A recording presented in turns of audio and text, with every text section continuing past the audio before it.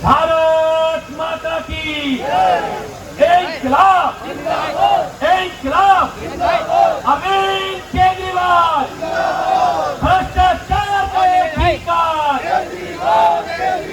भ्रष्टाचार का एक ही काल। मंच पर उपस्थित हम सबके नेता, राज्यसभा के सांसद आदरणीय संजय भैया जी, उन्हीं के साथ यहाँ मंच पर उपस्थित राष्ट्रीय संगठन महामंत्री आदरणीय डॉक्टर संदीप पाठक जी, मंच पर उपस्थित हमारे दिल्ली प्रदेश के संयोजक आदरणीय गोपाल राय जी, हमारे राष्ट्रीय सचिव आदरणीय पंकज गुप्ता जी, हमारे दिल्ली विधानसभा के अध्यक्ष आदरणीय रामनिवास गोयल जी, और हमारे बीच में यहाँ मंच पर उपस्थित हमारी कैबिनेट मंत्री अतिशी जी, कैबिनेट मंत्री सौरभ भारद्वाज जी, कैबिनेट मंत्री राजकुमार आनंद जी, कैबिनेट मंत्री कैलाश गहलोत जी, कैबिनेट मंत्री हमारे इमरान हुसैन जी, डिप्टी स्पीकर राठी बिरला जी, मेयर सैनी अग्रवाल जी, और सम्मानित सभी हमारे माननीय विधायक, माननीय पार्षद और सामने बैठे हमारे कार्यकर्ता जावाद सिपाही। साथियों, बड़े विस्तार से संजय भैया ने अभी सारी बातों को ब्रीफ किया है, बड़े विस्तार से चीजों को बताया है। लेकिन साथियों, मुझे अभी कुछ दिन पहले एक साथी ने कहा कि भारतीय जनता पार्टी जो शराब घोटाले की, भ्रष्टाचार की बात करती है, कि तथाकथित घोटाले में हमारे लोकप्रिय मुख्यमंत्री दिल्ली के बेटे अरविंद केजरीवाल जी को जेल में डालने का काम किया है, वो घोटाला पूरी तरह से जो फर्जी घोटाला था, जिस प्रकार से भारतीय जनता पार्टी ने अरविंद केजरीवाल जी को एक साजिश के तहत, एक सुनियोजित प्लान के तहत, ये भी कह सकते हैं कि एक टूल किट का बनाकर प्रयोग करने का काम भारतीय जनता पार्टी ने करने का काम किया। सारी प्लानिंग पहले रचने का काम किया, पहले ये करने का काम किया कि मुख्यमंत्री को कैसे गिरफ्तार किया जाएगा, उनको गिरफ्तार करने से पहले कैसे मनीष सिसोदिया जी को गिरफ्तार किया जाएगा, उससे पहले कैसे संजय सिंह जी को गिरफ्तार किया जाएगा, कैसे जैन साहब को गिरफ्तार किया जाएगा, पूरी की पूरी प्लानिंग बनाने का काम भारतीय जनता पार्टी ने करने का काम किया।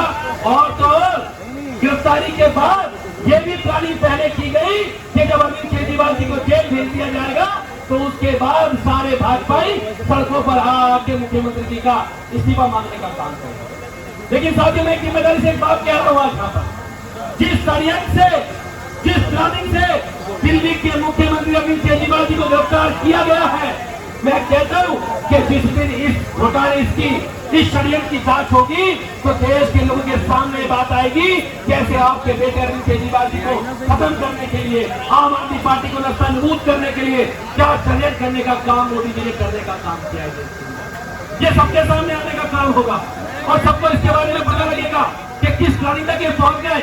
आज जो सामूहिक उपवास हो रहा है, 31 तारीख को जब रामलीला मैदान के अंदर लाखों की भीड़ जमा हुई, बाहर के रोड जमा हो गए, भारतीय जनता पार्टी को लगता था कि अगर अरविंद केजरीवाल जी को गिरफ्तार कर लेंगे तो आम आदमी पार्टी खत्म हो जाएगी, आम आदमी पार्टी नस्तानाबूद हो जाएगी, आम आदमी पार्टी के पास कुछ बचेगा नहीं। लेकिन ये आम आदमी पार्टी है, वो अरविंद केजरीवाल जी है। अरविंद केजरीवाल जी एक व्यक्ति नहीं है, अरविंद केजरीवाल जी एक विचार है। और आज इस देश में लाखों अरविंद केजरीवाल सड़कों के ऊपर उतरे हुए, सड़कों के ऊपर खड़े हुए अरविंद केजरीवाल की विचारधारा है। अरविंद केजरीवाल जी ने इस देश के गरीब बच्चों के लिए एक नई दिशा देने का काम किया, एक गरीब के बच्चे को सपना पूरा करने का काम किया। आज मनीष सिसोदिया जी भी जेल के अंदर है, उनका क्या गुनाह है? उन्होंने गरीब के बच्चे को सपना पूरा करने का काम किया कि एक गरीब का, रिक्शे वाले का, ऑटो वाले का, सफाई कर्मचारी का बच्चा भी दिल्ली के सरकारी स्कूल में समान शिक्षा पाकर IAS और IPS बन सकता है। ये सपना पूरा करने का काम किया। संजय भैया जेल से 6 महीने बाद आए। मैं कभी कभी सोचता हूं उनका गुनाह क्या था। ये तो सरकार में भी नहीं थे उस समय पे, ये तो राज्यसभा के सांसद थे। फिर मुझे पता लगा इनका गुनाह एक था कि अगर देश के सबसे बड़े तानाशाह के सामने लोकसभा के अंदर अगर आप खड़े होकर कहेंगे कि मोदी अदानी भाई भाई, देश देश के खाई मलाई, तो देश के तानाशाह की नजरों में खटकना पड़ेगा, देश की तानाशाह की नजरों में खटक गए। और मैं सबको एक बात कहना चाहता हूं, अब की बार ये 2024 का चुनाव है। ये 2024 का चुनाव आम आदमी पार्टी को जिताने का चुनाव नहीं है। ये 2024 का चुनाव कुलदीप कुमार को जिताने का चुनाव नहीं है। ये 2024 का चुनाव बाबा साहब अम्बेडकर के संविधान को बचाने का चुनाव है। हम सबको ये ठान लेना है। ये भारतीय जनता पार्टी के लोग कहते हैं, भाजपा वाले कहते हैं। अभी इनके सांसद से पूछा गया कि भाई ये बताओ तुम 400 सीट क्यों लेके आना चाहते हो? उसने क्या जवाब दिया पता है? उसने कहा कि 400 सीट हम इसलिए लाना चाहते हैं क्योंकि हमें देश का संविधान बदलना है। सोचिए, वो देश का संविधान बदलना चाहते हैं। और अभी तो मैंने प्रत्याशी को भी सुना, उन्होंने भी कहा हमें 400 सीट चाहिए, इस देश का संविधान बदलना है। क्या नफरत है इन्हें संविधान से? इन्हें संविधान से ये नफरत है कि ये भारत का संविधान जो बाबा साहब अम्बेडकर ने बनाया, वो संविधान इस देश की आधी आबादी महिलाओं को बराबरी के अधिकार देने की बात करता है। इस देश की पिछली धारा में छूट चुके दलित पिछड़े लोगों को समानता का अधिकार देने की बात करता है। वो भारत का संविधान हम लोगों को समान शिक्षा की बात करता है, समान स्वास्थ्य की बात करता है। और भारतीय जनता पार्टी के लोग इस देश की आधी आबादी महिलाओं का अधिकार देना नहीं चाहते। वो इस देश के दबे कुचले लोगों से उनके अधिकार छीनना चाहते हैं, वो उनसे शिक्षा का अधिकार छीनना चाहते हैं। इसलिए वो इस देश के संविधान को बदलना चाहते हैं। ये लड़ाई दो पाले में है।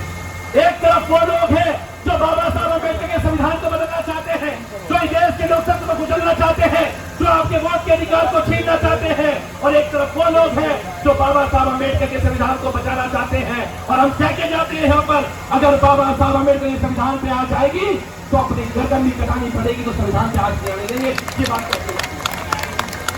आज बाबा साहब अम्बेडकर संविधान की बदलते हैं खड़े हुए। बदल क्यों खड़े होते?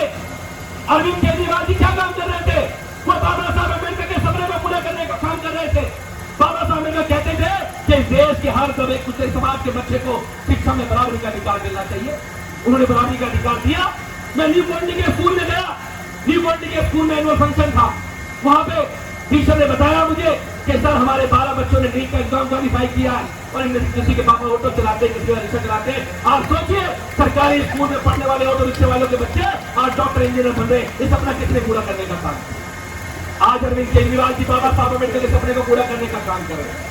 और मैं सबसे कहना चाहता हूँ, जब बाबा साहब अम्बेडकर ने इस देश के अंदर शिक्षा की मुहिम चलाई थी, जब माता सावित्रीबाई फुले ने इस देश की महिलाओं को शिक्षा दिलाने की बात की थी, तो उनके ऊपर कीचड़ फेंकी गई थी, उनके घरों में आग लगाई गई थी। आज वही काम अरविंद केजरीवाल साहब किया जा रहा है। लेकिन ना बाबा साहब अम्बेडकर रुके थे, ना सावित्रीबाई फुले रुकी थी, और ना अरविंद केजरीवाल रुके। नहीं कह के जाता हूं, कोई नहीं रुकेगा। हम इस देश में सबको समान अवसर देने की बात करेंगे। तो साथियों, ये समय इस देश के संविधान को बचाने का है। और मुझे बाबा साहब अम्बेडकर की एक बात याद आती है।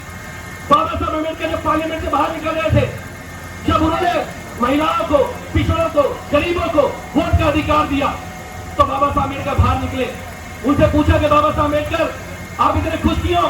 तो उन्होंने कहा कि आज मैंने रानी के पेट का ऑपरेशन कर दिया है और आज के बाद रानी के पेट से राजा पैदा नहीं होगा, जनता के वोट से राजा पैदा होगा। जनता के वोट से राजा पैदा होगा। ये अधिकार मोदी जी को चुकता है। वो इलेक्टेड लोगों के ऊपर सिलेक्टेड लोगों को बैठाना चाहते हैं। वो चाहते हैं कि इलेक्टेड सरकार को उखाड़ के एक लेफ्टिनेंट गवर्नर के माध्यम से, वायसराय के माध्यम से सरकार को चलाना चाहते हैं।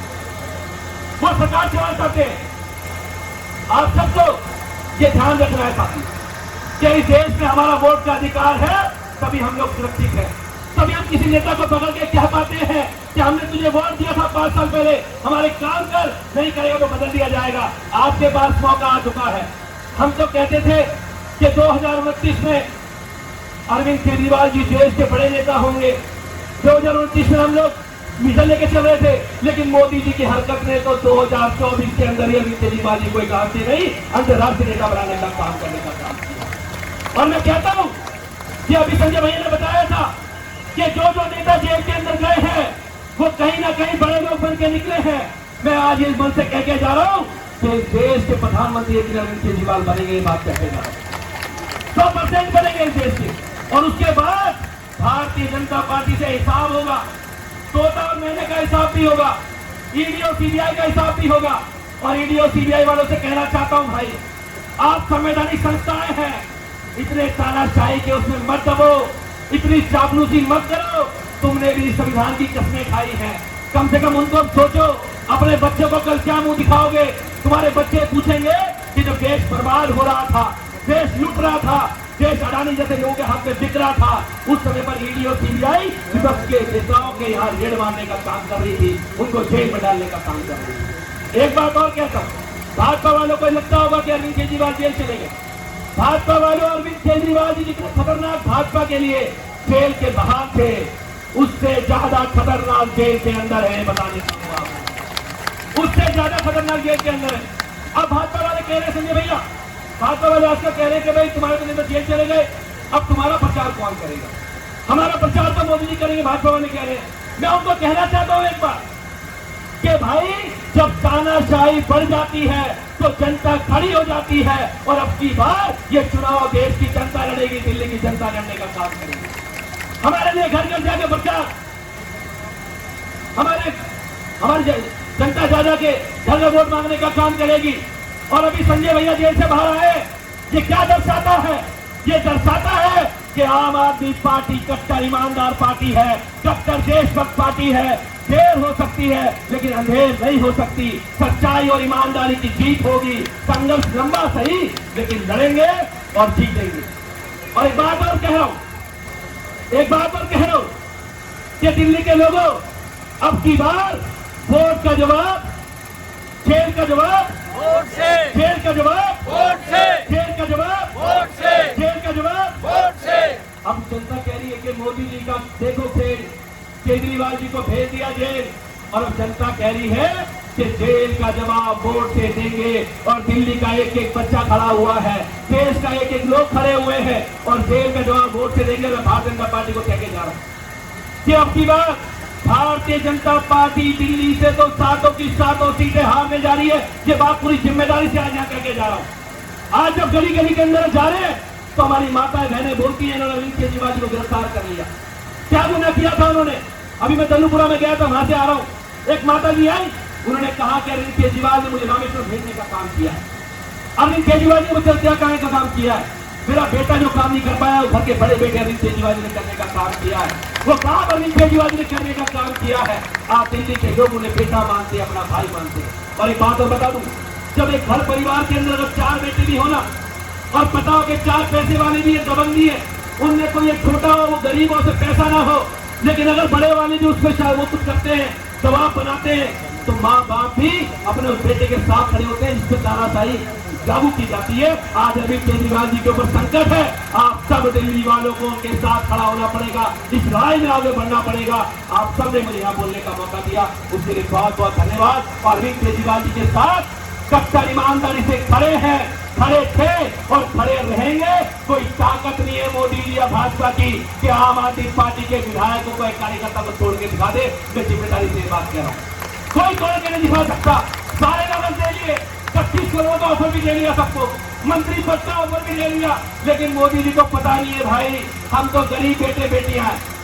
मैं तो सफाई कर्मचारी का बेटा हूँ, पूरी दिल्ली की सीट पर चुनाव लड़ रहा हूँ, जनरल सीट है। कभी किसी ने सोचा नहीं सके सफाई कर्मचारी के बेटे को भी कोई टिकट दे सकता है। ये सपना अगर किसी ने पूरा करने का काम किया तो इस देश के अंदर एक नेता है अरविंद केजरीवाल, जो समानता की बात करते हैं। उन्होंने दिखाने का काम किया। वो हमेशा बात बोलते हैं संजय भैया कि अगर आप में प्रतिभा है तो आपके पास पैसा आपके बच्चे की पढ़ाई में बाधा नहीं बनेगा।